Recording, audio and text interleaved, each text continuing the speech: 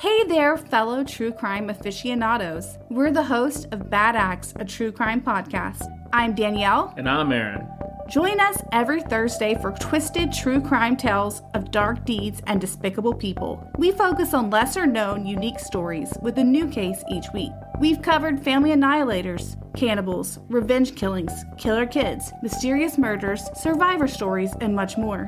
We've even tackled stories of people who blamed zombies, vampires, ghosts, and voodoo for their bad acts. Of course, we know they're the only ones to blame. You can find us everywhere you get your podcast, or you can visit our website at badactspod.com. If you like fresh stories and new perspectives on crime, Bad Acts will be your new jam. Join Bad Acts every Thursday. Stay safe, y'all. See you soon. Find other great podcasts like this one at podmoth.network. The following podcast discusses adult situations and gets very sweary. Sensitive ears beware.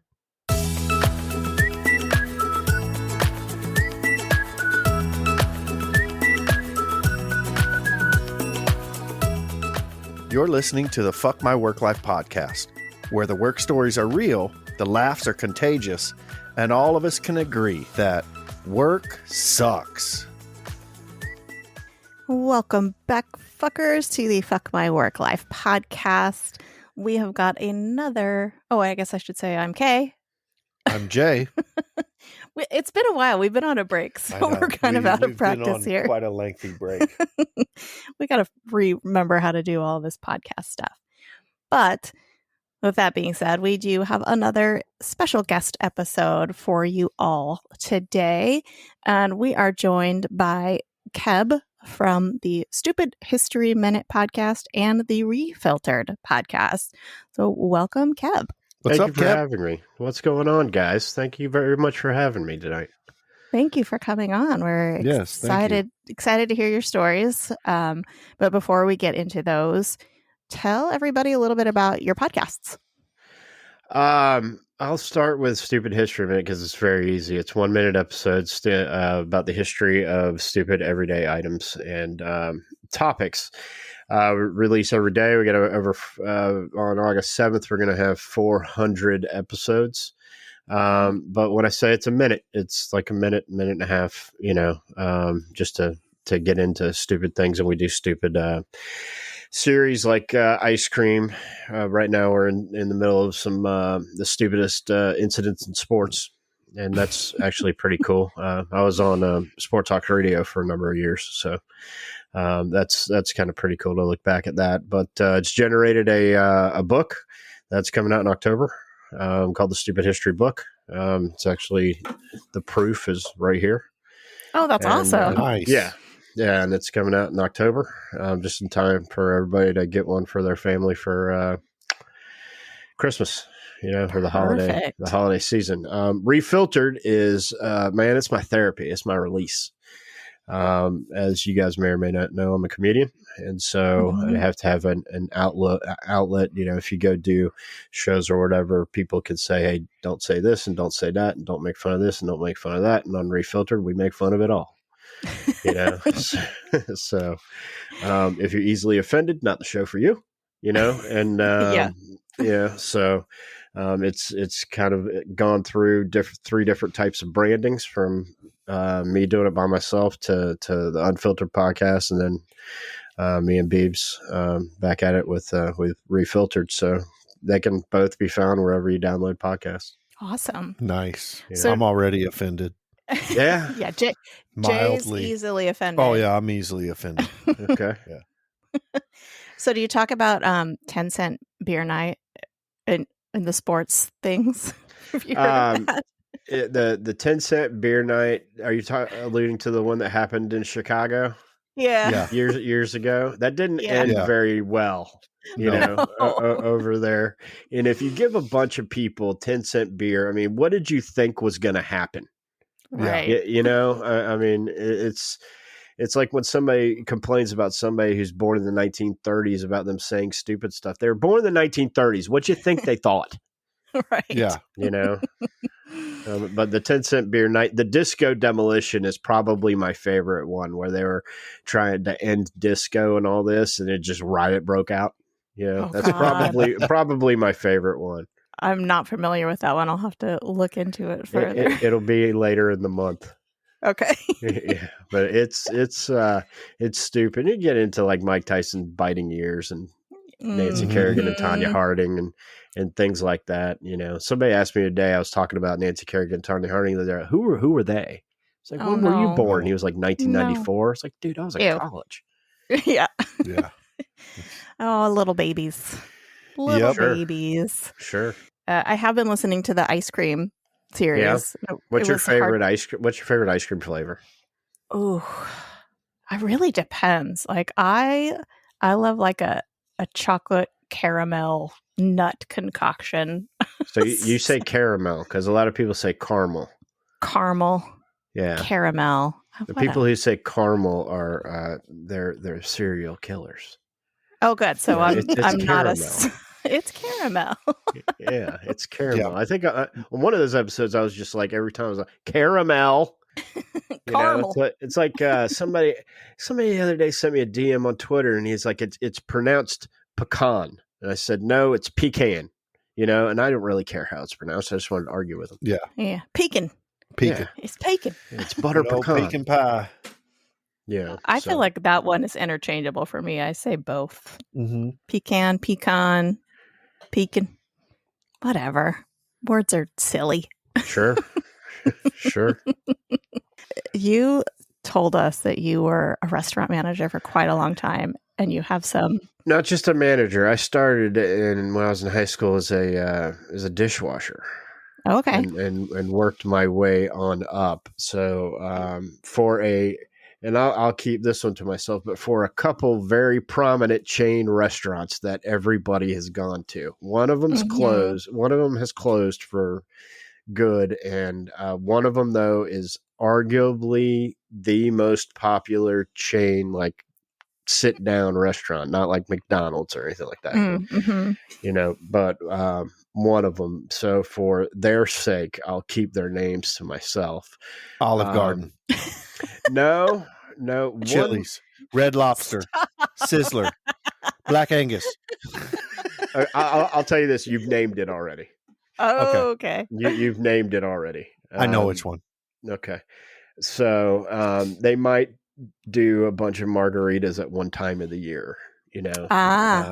Maybe. You might be able to get their baby back ribs. What could you be talking about? Right. Yeah, whatever do you mean?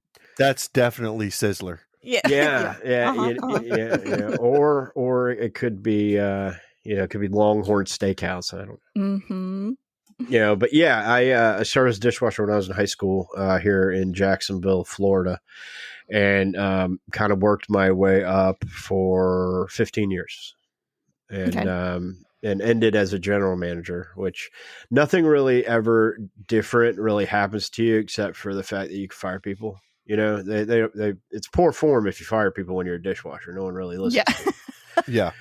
But when you're a GM, you can fire assistant manager, and all this. But if you're any good at it, but there are definitely some strange things. A lot of people are like, man, you talk about it like with a lot of reverence and, or were you passionate about the restaurant? Okay, look, I've heard you guys say it many times. Work sucks. Yeah. So it is still work, whether you like it or not. And you still have to go there. Everybody that works that I know plays Powerball and, and has a story of what they're going to do should they win the Powerball. My personal favorite, buy one of those planes that's up in the air with the thing trailing behind it, take your boss outside and say, hey, look, with a big thing, I quit, go. Yeah. Middle finger. Yeah. So, but one of the funniest ones, when I was a prep cook, you get a lot of people in that are your friends that you went to school with, especially when you're in high school or, 18, 19 years old. Yeah. And you get a lot of people in there. And I don't know, have you guys ever worked in a restaurant? I worked in fast food. Yeah. Okay. So that there's a lot of people from a lot of different walks of life. Yeah. Yeah. Okay. So me and my friend Bill, who is now works for the Cleveland Guardians. Oh, wow. He, me and him were prep cooks together. And this particular restaurant, this was before the Baby Back Ribs restaurant. This particular restaurant was the innovator of the salad bar. Okay. It was in the 60s. They created the salad bar. And so Okay. you had a guy that was a salad bar attendant. And this guy who was attending the salad bar that day, his name was Syed, and he was from Iran. Mm-hmm. And so we're over there prepping away, and he's like emptying cans and stuff and there's the smell. He's cleaning everywhere. He's working like way faster than we are. And he's wiping his face off with a towel, and he's like, I'm tighted. And I mean, just like he's yelling at somebody. Mm-hmm. I'm tighted, like that. And so Bill looks at him and goes, hey, what does that mean in your language? Mm-hmm. And Syed looked over it like angry as hell. He's like, fuck you, man, I speak English. And we're like, what? He's like, no, fuck you, man, I speak English. And I'm like, what? He was saying he was tired. Oh. I will never forget Syed. Every time I looked at the salad bar from then, I was probably 19 years old then. And then I was almost 33, 34, or, when the place closed. Every time I walked by that salad bar, every time I thought of Syed. The hardest salad bar worker ever. Yeah. Yeah. Oh yeah. But it's gone from stuff like that to the FBI coming in to question me, and to people having to evacuate a restaurant because of a bomb threat. When I say a restaurant, one of my restaurants that I was in was the flagship restaurant in downtown Atlanta, Georgia. Mm-hmm. And I worked there for 4 years. When you get a bomb threat in a restaurant that seats 1,000 people. Oh, God. Right. It's best not to go around saying, hey, we just got a bomb threat. Yeah. Yeah. It's Nope. best not to do that. So my host answers this phone call, and then she looks at me with just this. I was a manager by this point, Mm-hmm. and I was the senior manager on this shift. Like I was what they called an assistant general manager at the time. Our general manager was off. It was a Friday night, and it was about 6:30, and I get this call, and or she gets this call, and she's just this look, just white goes over her face, Yeah. and she's like, "Somebody just said that there's a bomb in here." Oh, God. Like that. And I'm like, okay. And I'm like, that's probably BS, but I'm not going to have on my conscience it blowing up and people dying. And I didn't even think to the fact that I'd be one of them. Yeah. But I said, very quietly, we're going to go around and we're going to look for this thing. Right. So we go through the kitchen, and I tell the cooks, to kind of get out of the way. And they're like, why? And one of the other cooks who had been with us for a long time, I was like, well, somebody just called him a bomb threat. And he's like, bomb threat? Oh, no. There you go. Yeah.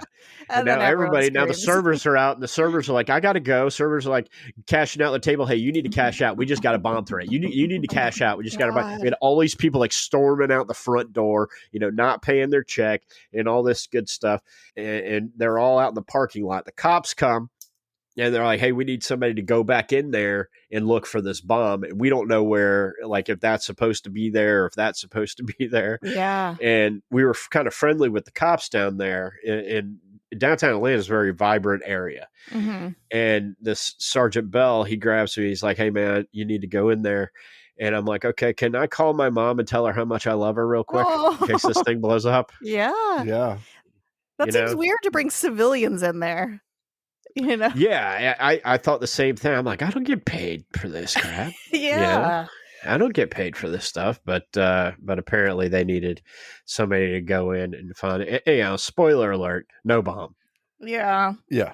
Of course. I to this day, no one's going to be able to tell me that it wasn't one of our employees' friends that wanted them to go party with them or something. Right. So they wanted a reason to shut down the restaurant. We had to shut down for the night. It was like a big to do. Like everybody in the company, I had friends that were, in Miami going, hey man, I heard you had to evacuate a restaurant like that. And I was like, I wasn't going to evacuate it, but Ernest in the kitchen opened his big mouth and, created a panic out there. We were on the news and all that. Wow. It was nuts. Well, a little public service announcement for people who work in the restaurant industry. Grandma dying is perfectly good enough to get your friend out of the restaurant to go party with you. Not a fucking bomb threat. Or like seriously. Yeah. Or like we previously heard on a different episode, just shit your pants if you want to go just home. shit your pants. And Sure. you get They'll the let you night go off. home. That especially in a restaurant. I think they find that unsanitary. Yeah. Yeah. I would hope. Yeah. Well, I mean, I guarantee the most common question I get was, hey, do you guys, when somebody sends something back, do you guys mess with the food? You know, Mhm. I can tell you with 100% certainty, I never did that. With 100% certainty. I can't tell you that I never saw it happen. Oh, God. Yeah. I mean, look, that's one of the things that makes me cringe when you go to a restaurant with someone and like the service is not optimal. So they get shitty with the people that are bringing them their food. And it's like, oh, have you not seen Waiting? Have you not seen the movies? Like, I love that movie. Don't do that shit. I don't want I don't want fucking dandruff or pubic hairs in my shit. Or much worse. Right. Or thrown on the floor. Stepped on. I mean, we had managers, salaried career managers that had been terminated because they just, lost their cool, did something that they probably shouldn't have.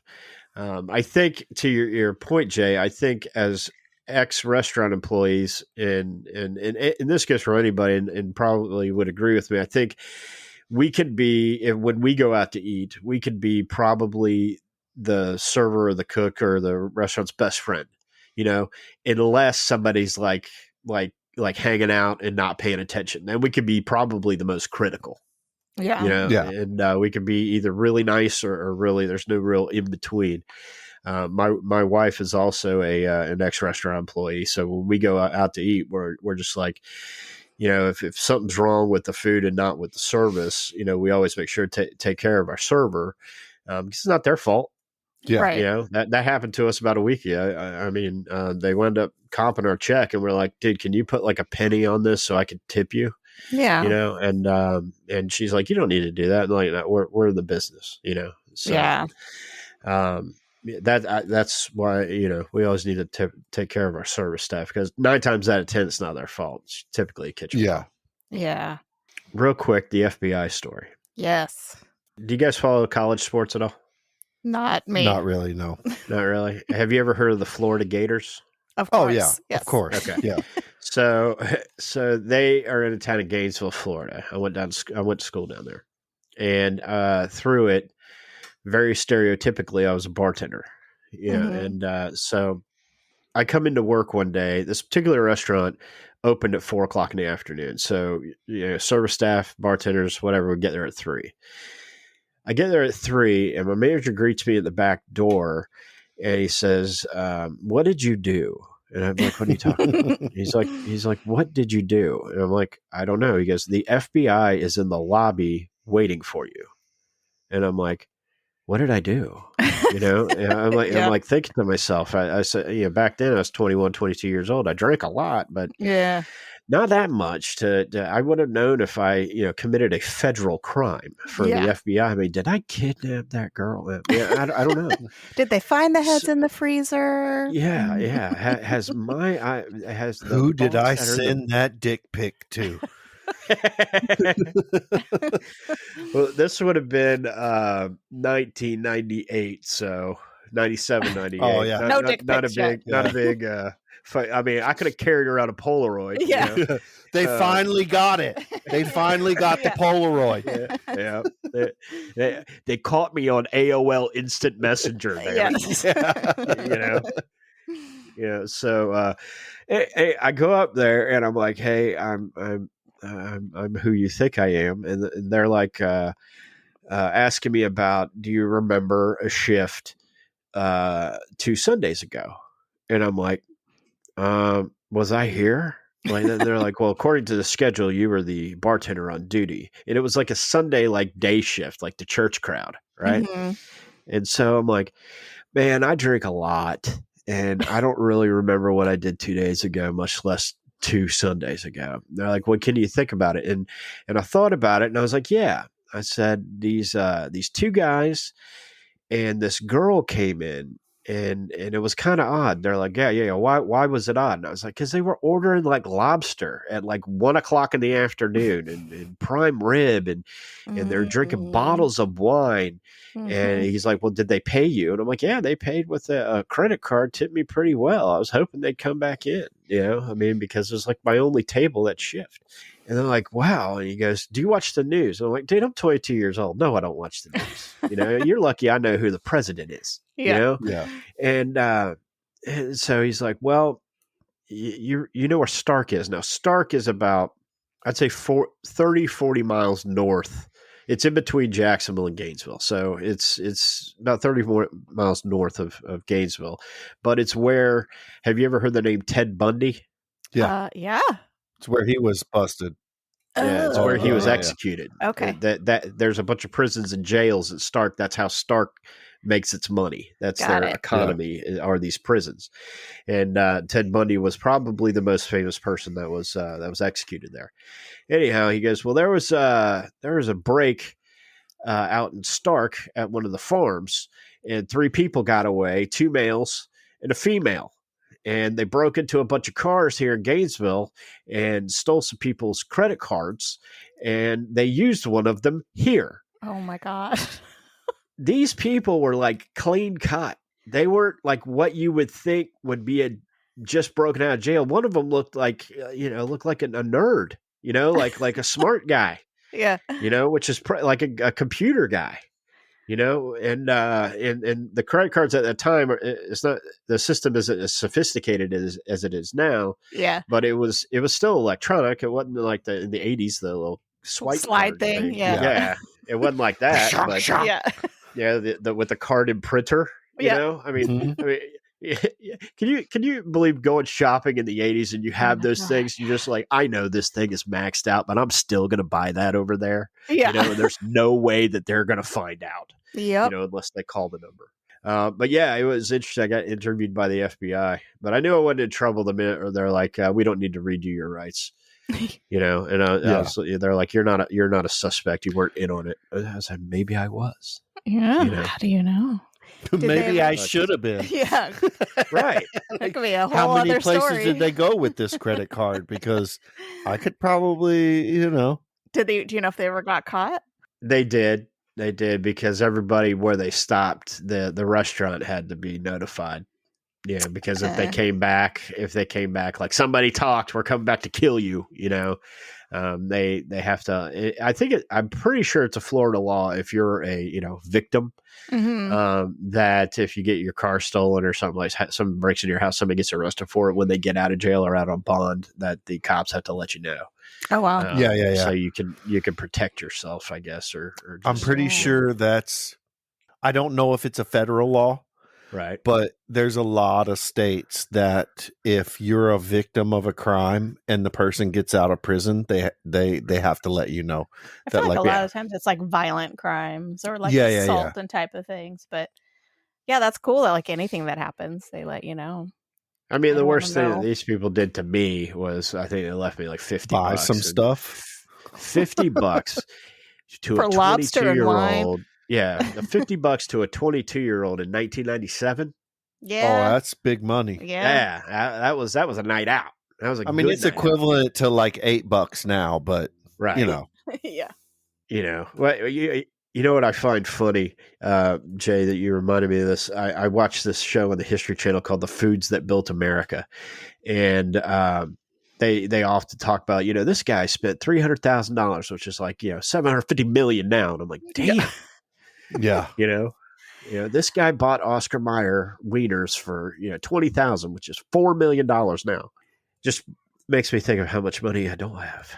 Right. It's crazy. Like nowadays you can do that like 5 years ago he spent this much and now it's worth this, and it's like a huge difference because Yeah. that's where we are right now. Sure. No, same restaurant in Atlanta. One night, we were coming through there and had a busy shift going. And again, the restaurant sat a little under 1,200 people, and it was 2 stories, had elevators. I mean, Wow. the thing was huge. It was a mile south of where they hold like the the Super Bowl, and Mhm. it was in that general vicinity. One night, I'm walking through the dining room, and I start feeling sick, like all of a sudden, I just started Mhm. feeling sick, and so I went into the kitchen, and I literally started gagging, not to gross anybody out, but started gagging in the trash can.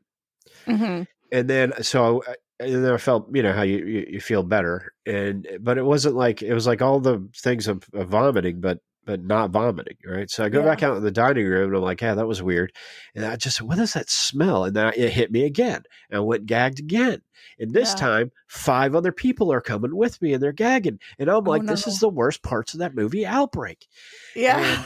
And you know, and so I go back out there, and everybody's like covering their mouth and stuff like this. The cooks are going out there because now the servers, it's happening to them. The cooks are going out there to see what's up. Now they're getting it. And like this place just shut down. Well, what had happened was, this gives a bad stereotype about Atlanta, but one of my servers had broken up abruptly with his girlfriend. And I'm not putting anything out there about whether women are crazy or anything like this. All I'm saying is that she came back and just started walking through the dining room spraying pepper spray Oh my God. no. of a 1,000 seat restaurant, 1,000+ seat Oh restaurant. God. And it was everywhere to people who are mobile. And that's what was started. It was mace or pepper spray or something. And she was spraying it, naturally she got arrested. You can't do that, Yeah. No.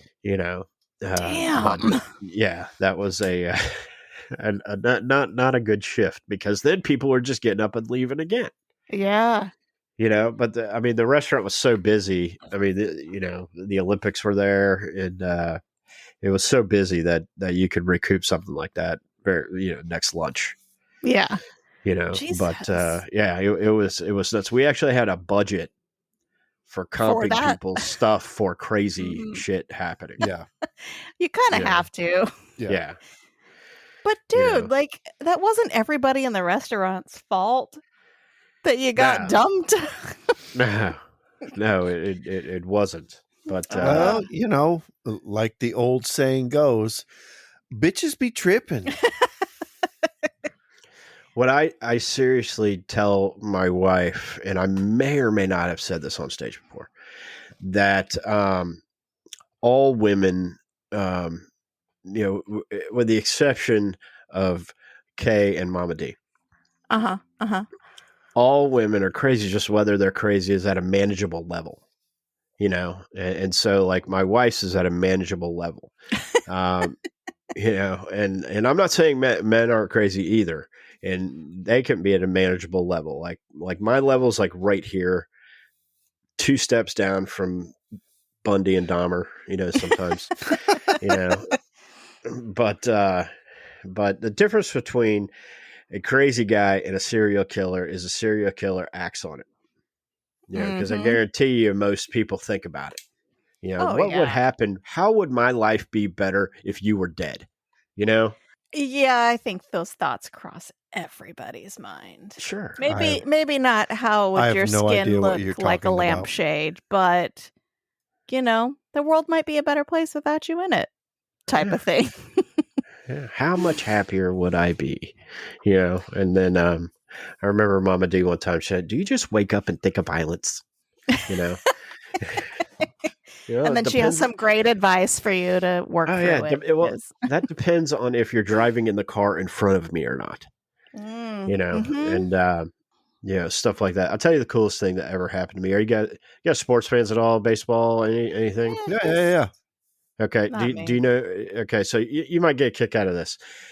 Same Atlanta restaurant. Okay. I'm sure you could see the hat. I'm a huge Atlanta Braves fan. Mhm. If you've listened to Unfiltered, Refiltered, not really Super History Minute because it's only a minute long, but I talk about the Braves a lot. I beat to death that they won the World Series in 2021. Anyhow, so I'm in the kitchen one night and I'm doing a prep sheet and a bartender comes up to me. It's like late. It's like 11:30. And we closed at 1. And he comes up to me and he's like, "Hey man, can you run this appetizer out to bar 1, which is the first table of the bar?" And I'm like, "Dude, what are you doing?" I was like, "How many people are at the bar? There can't be that many people because you're back here in the kitchen, So what are you doing? You run it." And he goes, "No, okay. You really want to run this appetizer out to bar 1?" And I said, "Okay." And I grab it and I'm like, who the hell can be out here? It's probably my wife. So I'm going out there and I'm taking the appetizer with me and I get there and it is Mark McGuire and Tony La Russa. Oh, shit. wow. And the Those Cardinals are- were in playing the Braves. Wow. Yeah. And I just sat there for a second and I'm like, I think it's poor form if I ask them for an autograph, but I'm certainly going to talk to him. Tony La Russa's got his big fat World Series ring on, that he won when he was with the A's at the time. And then they're just chilling. And he's like, "Let me guess, you're a Braves fan." I said, "Yeah, I'm a baseball fan, man. I'm looking at two future Hall of Famers here. I'm a baseball fan." And that's probably the coolest thing that happened in the 15 year. I mean, we got celebrities through there all the time, but I'm a huge baseball fan. So for those guys to sit there and we talked for like 20 minutes, just about baseball. Yeah. That's cool. They were nice. They were very, very nice. That's awesome. And I can't say that about many celebrities. Chris Tucker rolled in there one time and one of my servers goes, "Hey man, I recognize you." And he's like, "Yeah, we met in prison, Jeez. Okay, bro. And I'm like, don't bug the celebrities because in a big city like that, where are you guys at in Cali? We're in San Diego. Okay, so equally as large. Yeah. You get into an area like that where seeing celebrities kind of becomes commonplace, and they just want to be left alone, just like everybody else. Yeah. Especially when they're eating dinner. Yeah. Yeah. I lived in LA for 3 years and you see them everywhere. And the only one I ever approached was Allison Hannigan from Buffy the Vampire Slayer because we were just in a tiny little cupcake shop and it was just her and her husband. And we were just like, me and my friend were just like, "Hey, we love you." And she was very sweet and took a picture with us. And wasn't she also the one time at band camp? yes. Yep. Yeah. Mm-hmm. And How I Met Your Mother. And yeah. Right. She's cool. That's yeah. probably what I would have said that to her. "Hey, this one time." One time at band camp. I'm sure no one's ever said that to right. her. She was also very pregnant at the time. Everyone else, you just kind of look and you're like, "Oh, cool, there's Sharon Stone." But Nice. Stuff like that. Took a exercise class with Colin Farrell. That was a good day. Really? Yeah. He just showed Wow. up and all the women in the class were just like, and he just took the class and then, waved and left. I stood next to Dale Earnhardt. There you go. Yep. What about the car driver guy too? You met him? It's Dale Earnhart. That's Dale. No. The other one that you did pest control or something for his company in Vegas. Shelby. Oh yeah, Carol Shelby. Carol Shelby. Oh yeah. I met Carol Shelby. I used to spray his the Shelby shop in Las Vegas. Nice. Because I did pest control and my route was part of my route during the month was the Speedway. And so I used to go to the Speedway and spray the different shops there. And the Shelby shop was one of the shops. And I got to meet him. That's really cool. Have you seen Ford versus Ferrari? Yes. Yeah, great. It was a good movie. Oh yeah, great flick. No, you didn't care for that movie, Kat? I watched it on my own. Yeah, I don't think I saw that one. I don't ask her to watch those movies with me. She's not going to be into it. No, I just watch them. Not a big Gone in 60 Seconds fan. Nope, never saw it. I'm not a big movie person in general, No? oddly. What about TV? I love TV. I can sit and binge watch TV for 8 hours straight, but a movie, I'm like, that's a commitment. Yeah, it's like 2 hours. I know. It's just, but this is one story. These are many. Right. I can watch 10 hours of The Big Bang Theory, but one Spider-Man movie. No. I know. It's a very strange logic, and it doesn't even make sense to me. No, I get it. I mean, TV's king now. That's where it's going. Yeah. But I was talking with somebody else. I think the theater might be dead in like 5 years. It takes a lot of money to keep those things going. Yeah. I was surprised to see that, COVID happened and everything was being released to streaming. Yeah. And then now everything's being released back to theaters. And I was like, no, fuck that shit. Like, right. I want to see this movie, but I don't want to go there. They come to streaming so fast now. Like, they're in the theater for a month or two, and then they're streaming. So. Right. Like, I have a family of 4. So if you take them to the theater, I mean, that's a commitment. That's a financial commitment right there. Yeah. Well, it's $100 for the tickets. Yeah. At least here it is. Oh yeah. It's it's $25 a ticket to see the movie. God forbid you want popcorn because now there's another $100. Like fuck, there's another $100. Yeah, it's like soda. It's so fucking expensive. It's crazy. Yeah, and then you got to tell your kids this is what you can get. One thing. You know, one thing, and that's dinner too. So if you want your Sour Patch Kids, that's dinner. Damn it! If you're getting the Juju Bees, just remember that's it. Yeah, you don't get nothing else. You want some Junior Mints? That's your dinner. Right. I that $18 box of fucking little chocolate mints. Like that's it. That's all you get. Yeah. I go to the bank the other day and I said, "Hey man, I need to take out a personal loan for like $5,000." He's like, "What?" He's like, "I want to take my kids to the movies, dude." Yeah, exactly. It's true. It sucks. I think they need to make a decision though. They either need to, say, "Hey, we're going back to the way it was, where we're going to release in the theater, and 6 months later you can get it on HBO or streaming or whatever, or just go totally to streaming." And I think COVID, and I think Americans are inherently lazy. And I'm absolutely no different. But I think what COVID did was make people more lazy than they actually are, and, rather than put peanut butter and jelly on the bread and cut it and eat it, they buy these things called Uncrustables that are made for them. God. Yeah. And I love Uncrustables, by the way. Those were around before COVID, and yeah. But now, like grown ass adults are like, I'm gonna. Eat I had 2 for dinner last night, and I'm 48 years old. I knew a grown ass adult in his 60s who loved those things. And I was just like, "What the fuck, man?" I don't think I've ever had one, even as a kid. No, I've never had one. I've seen them. I've thought about it. But it was like, I'm fucking drunk. I just want something in my face right now. I feel like they'd be good toasted. Yeah. Have you ever toasted air one? fryer? No, I haven't. Yeah, but air fryer maybe. Yeah. Now you're talking. I'm fixing to find out one night when I have one too many adult beverages that I want to see how the pizza rolls taste in the air fryer. You haven't tried that? I bet it's delicious. No, I just microwave them because I'm impatient. That's why I switched from. I about 2 years ago, I switched from beer to liquor, and they're like, "Why are you switching to liquor? You're an alcoholic. Are you trying to lose weight?" And I said, "No, I'm just impatient." It's much quicker with liquor. Yeah, and I said, I'm a cheap date now. It's not the late '90s anymore. But you give me about 4 drinks and I'll be like, "Hey, we need to go to the strip club."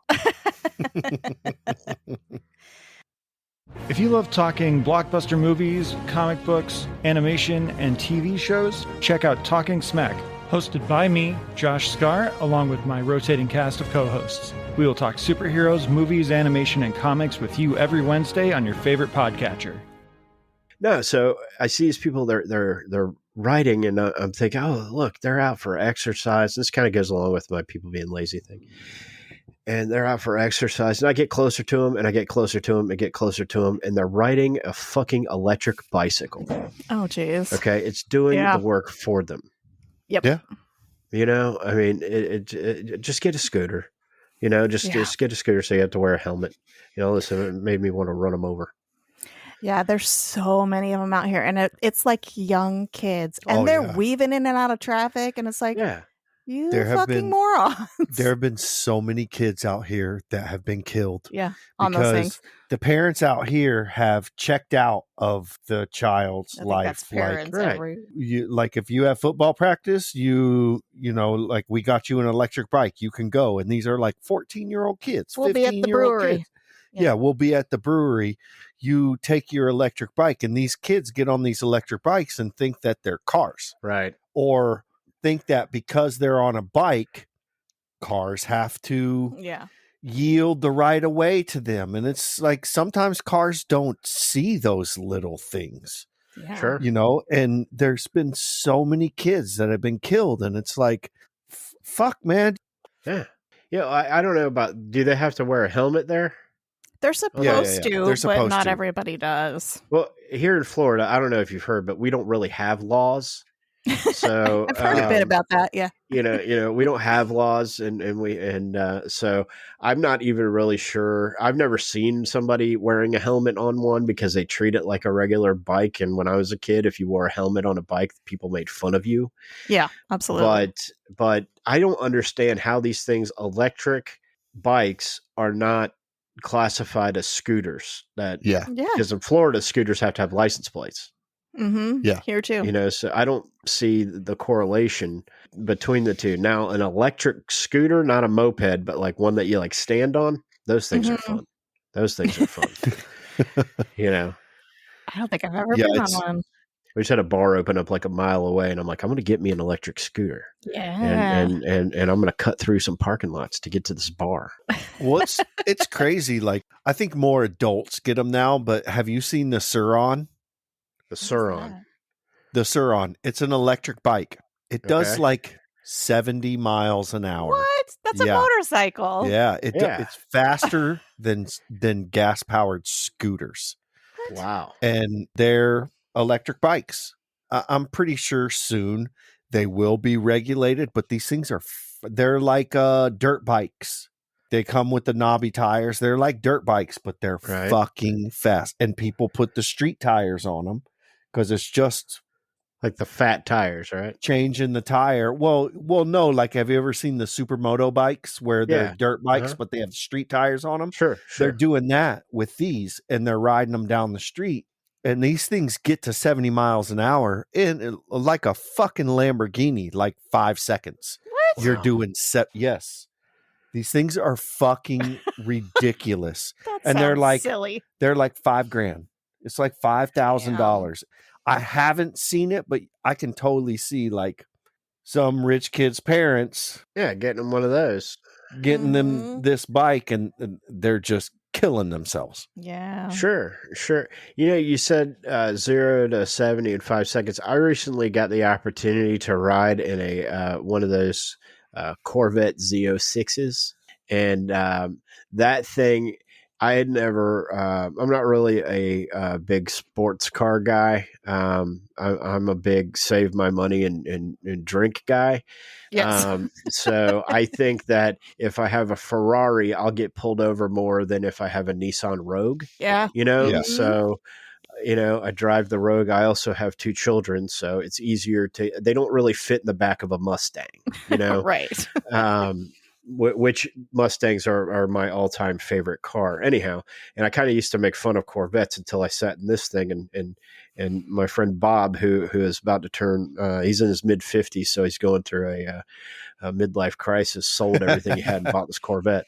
Oh wow. And then what he wanted to do is bring it by my house so he could show it off. And we get in it and really and go there. And he's like, not only are we going to go fast, we're going to piss some people off. And the thing is loud, and it moves. It moves. And it changed my opinion on Corvettes. They're still not as good as Mustangs, but and that's just my personal opinion. Just happens to be right. But it was pretty. But the electric bike things are they're dumb. Get on a bike and pedal it, and maybe you'll lose some weight. Yeah. Or have fun, or what what they what it was intended to do. Well, it seems crazy to me because they're out on the street, right? They maybe except for the ones that you were talking about, they don't go super fast, but you're on the street. They're electric, but you don't have to go through any sort of driver's ed Nope. or Yeah. learn the rules of the Nope. road or anything to be out on the street on them. It's insane. You don't even have to learn how to ride them. All you have to learn how to do is Nope. balance. Yeah, that's crazy. And then I'm sure they make a tricycle type one. I mean, all you have to do, there's no qualification to be able to drive this thing other than the fact, they probably walk up. Hey, are you an idiot? No. Okay. Well, then, we got to take your word for it. Yeah. Here you go. Or if you can afford it, Right. then, I mean, because I don't know how much they are, but I'm gathering they're more than a regular conventional bicycle. Oh, I'm yeah. sure. Yeah. So when I was going overseas for work, I bought one because the cabs where I was going, it was just too fucking expensive. Sure. It's like every day you're taking a cab to a place and from a place and then to a different place and from that place. And it's like, unless you're willing to walk 3 miles one way, I was like, I've been out here enough times. I'm going to buy one. And it was equivalent to $1,500 here, Wow. like Okay. $1,500 American. I was in the Middle East, but that thing was not fast in the sense that we think, but still like 20 miles an hour, and that's quick. You get a kid to pedal 20 miles an hour on a bike and they're fucking hauling ass. Sure. That's not, it seems slow when you're in a car, but when you're on a bike, it's not slow. Sure. If you fall off that thing, you're fucked. Yeah. Like it's gonna hurt. Especially It's without gonna a helmet fucking hurt. on. Yeah. Did they have helmet laws there or no? Fuck no. You know what you don't see anymore? You don't see the Segway. Yeah, those kind of died out. Huh? Maybe that's because they're trying to phase out malls, and they're not too many security guards out there that want to be Paul Blart. Right. But you don't see those things like in the early 2000s, especially like in Atlanta, Nashville, New Orleans, these vibrant downtowns here in the South, Miami, Tampa. They were everywhere. They're like ambassadors were riding them around. They were everywhere here too. Yeah. Yeah, and you just don't see them anymore. No. I mean, I was talking to people about what to do. Stupid history minister, and they're like, "Dude, you should do one about the Segway." It's like it's really not that old. It's like, yeah, but when's the last time you saw one? Yeah, it's true. Yeah. And those things, I always thought I got on one time, and I'm just like, I can't imagine how this thing is going. I feel like I'm gonna fall over. Yeah.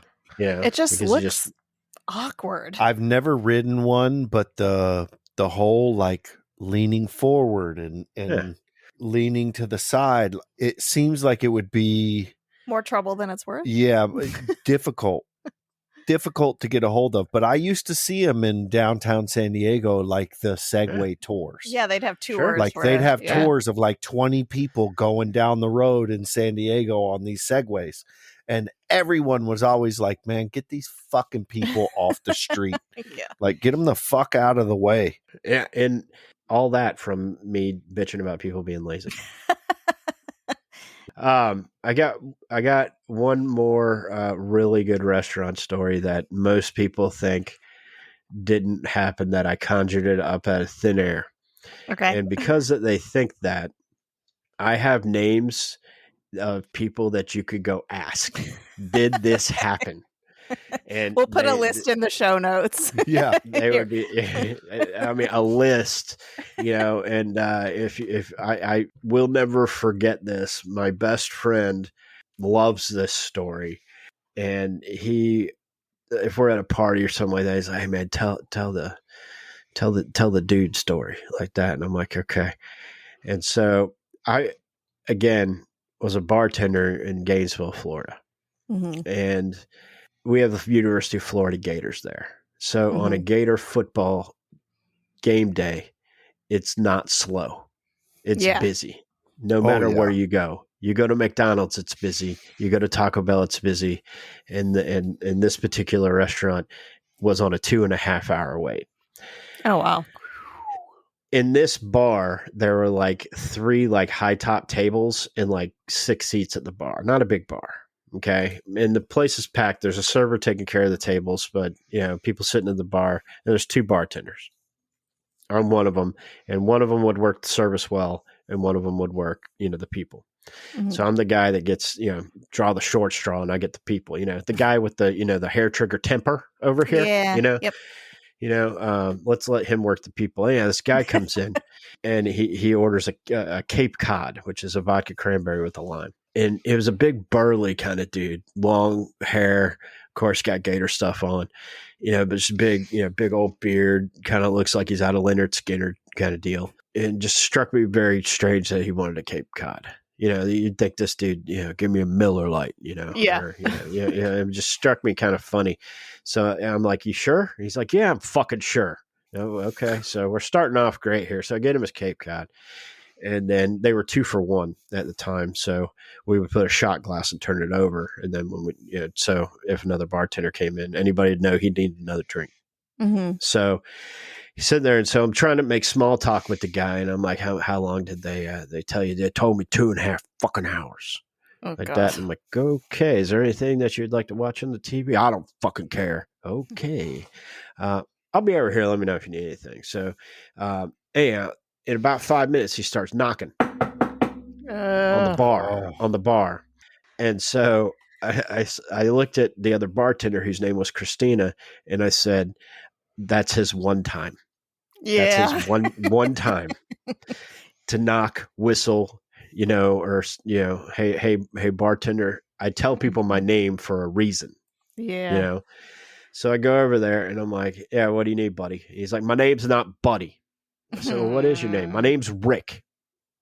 Okay, Rick, what can I do for you? I need another drink. Okay. And everything in my head wanted to go, can I ask me nicely, but, and again, on the other hand, it's my job to get him a drink, Right. That's my job. So I said, okay, bit the tongue, go over there. And so he's like, I also need another thing. I said, okay. He goes, can I get an unsweetened iced tea? I said, yeah, of course. So I go in the kitchen, I get him an unsweetened iced tea, I bring him back, bring him his Cape Cod. He's like, do you have sweetener? I said, you asked for unsweetened iced tea. Yeah, I like to sweeten it myself. Okay, do you want sugar? Yeah, no, I didn't ask for sugar. I asked for sweetener. I said, okay, what, equal? He's like, no, I prefer Splenda. Well, at the time, Splenda was a very new thing. Yeah. Okay, so I didn't even know what Splenda was, that it was a thing. And so I'm like, I don't think we have Splenda. I'll go back and check. And I go back and check, and our GM's back there.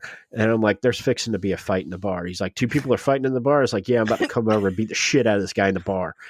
He's like, just calm down. Just calm down. He goes, what do you need? I said, I need Splenda. He goes, what the fuck is Splenda? Like that. And I'm like, okay, I guess we don't have it.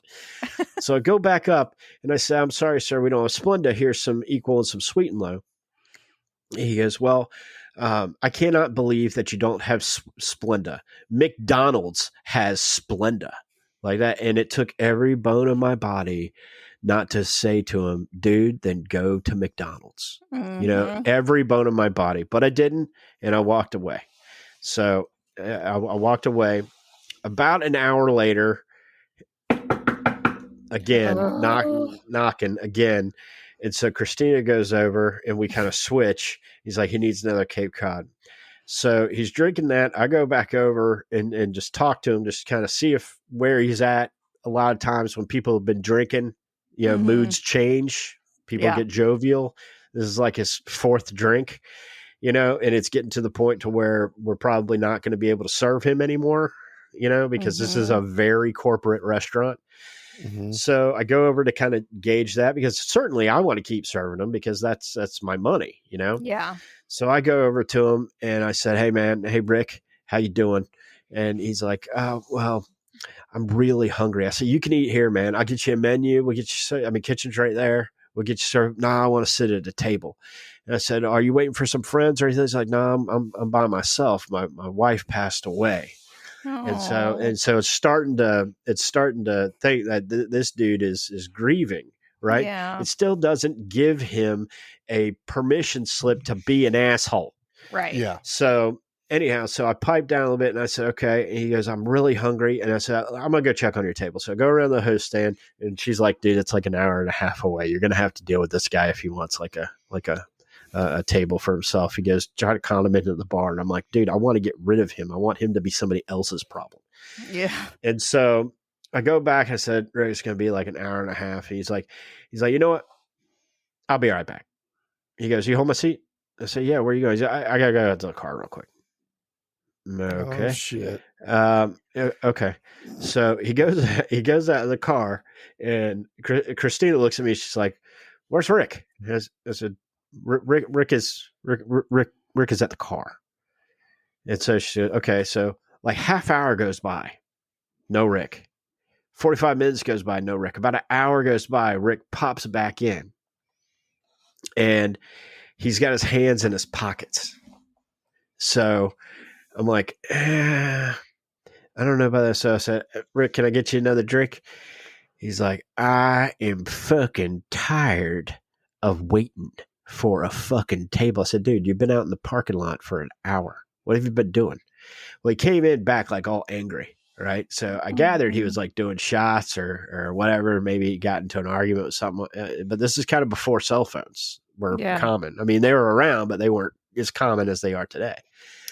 And so I'm like, "Rick, what's the problem?" He's like, I'm fucking hungry and I'm tired of goddamn waiting. So I thought, since you can't do something about it, I would do something about it.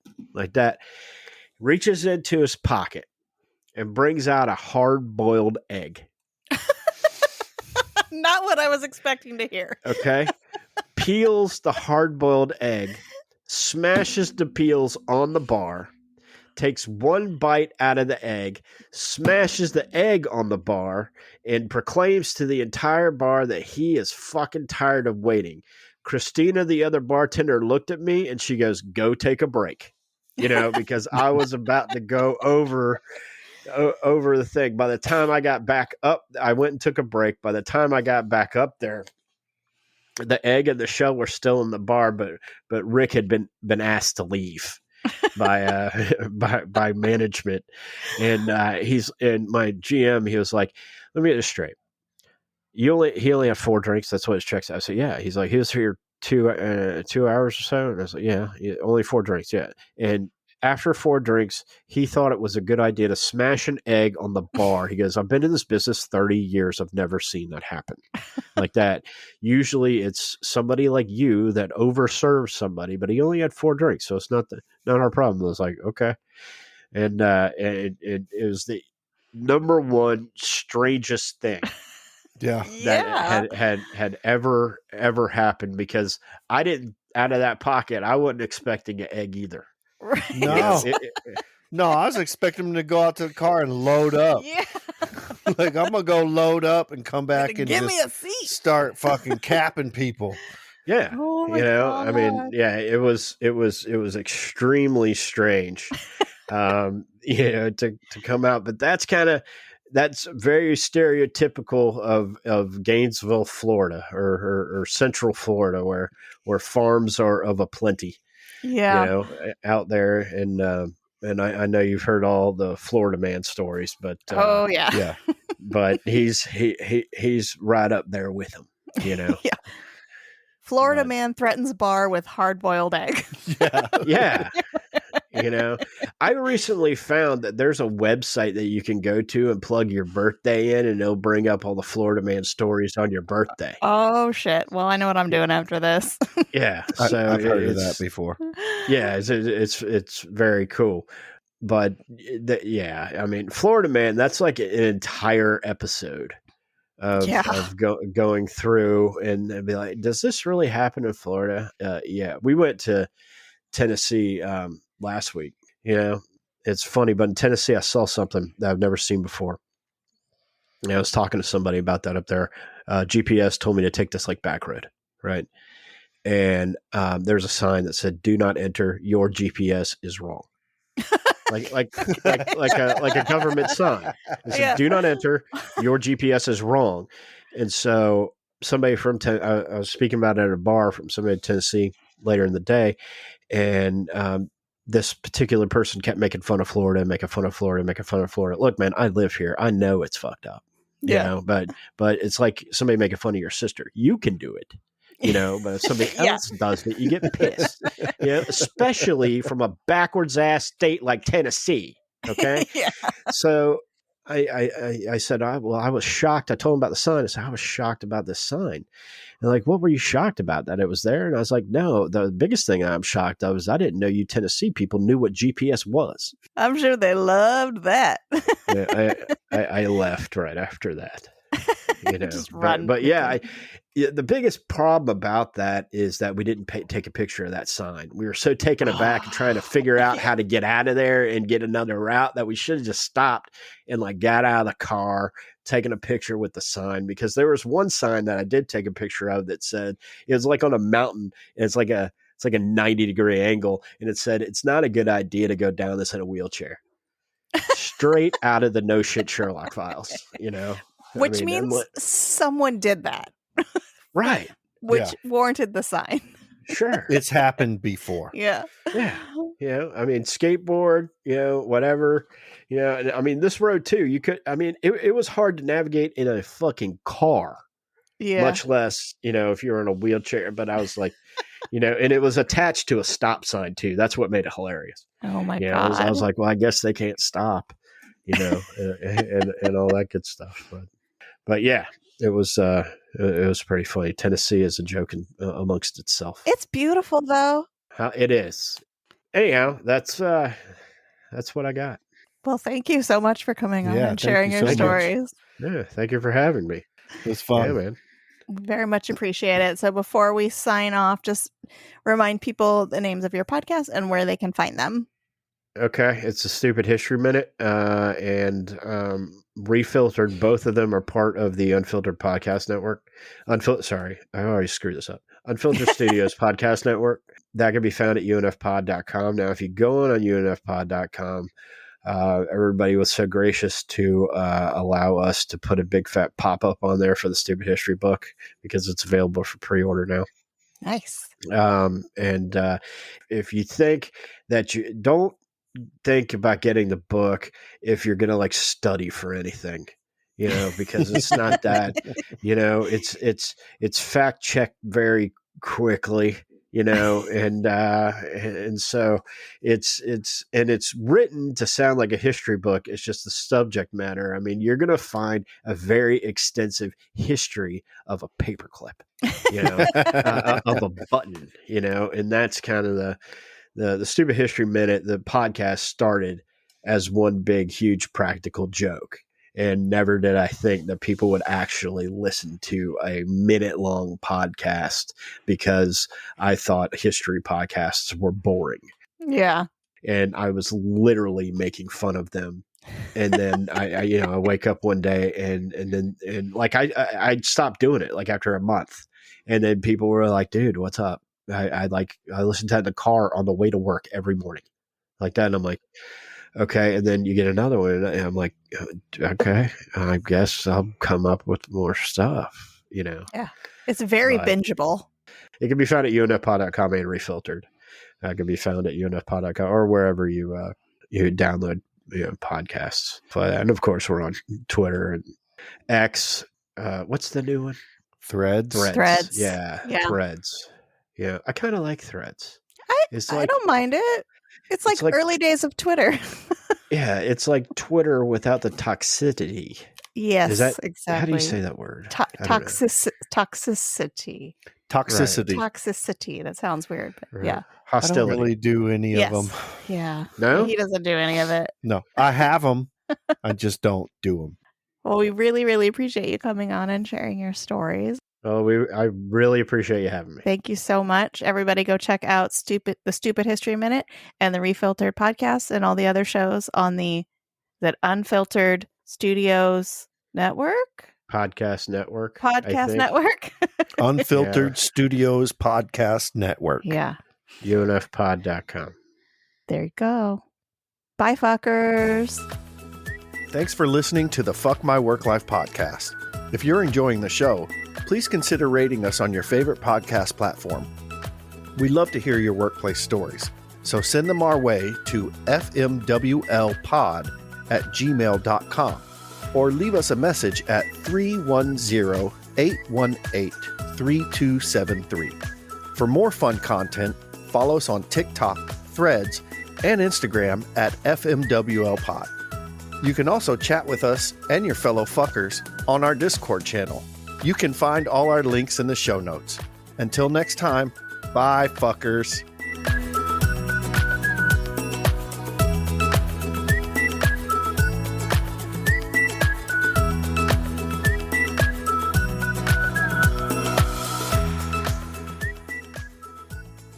First Street, which is A1A, which is like our Pacific Coast high. Right, yeah. Girls were hot wearing less than bikinis. Rockman lovers driving Lamborghinis. Yeah, I'm a child of the 90s. I think you can tell. Yep.